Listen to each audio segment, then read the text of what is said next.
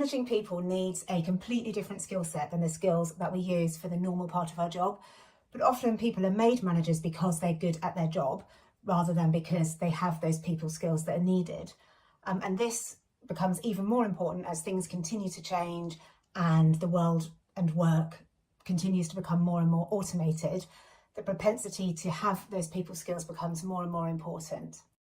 Think of it like an orchestra where you might have one person playing an instrument that's really capable or really loud, and the inclination would be to make that person the next conductor.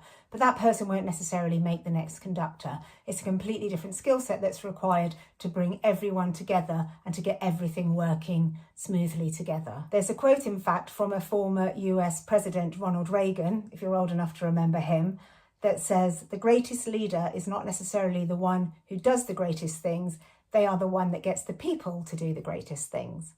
You might be familiar with the story of Satya Nadella taking over as CEO of Microsoft back in 2014.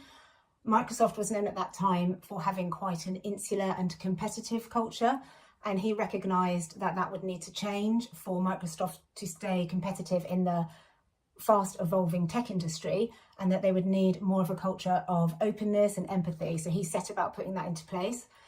He did experience a lot of resistance at the time, as you can probably imagine, but he did persevere. And actually that cultural shift is credited with Microsoft then becoming more innovative, more competitive, and actually its stock price soaring as a result. So what do you need to be able to set managers up for success and get that culture that's needed that we call a growth culture? Well, there's 6 steps we recommend. Firstly, you need to have a dual career path. So there needs to be 2 routes. So you don't have to become a manager to get ahead. There's an alternative as well. We recommend a manager manifesto. So you're clearly outlining what's expected of a manager in an inspiring way. The manager selection process needs to be good. So selecting the right people with the right propensity to have the right skills to be managers. And then you're developing them. So you need comprehensive development programs to give them the skills and the tools that they need. You need ongoing coaching and mentoring for them to continue to learn or to share their skills with newer managers coming through.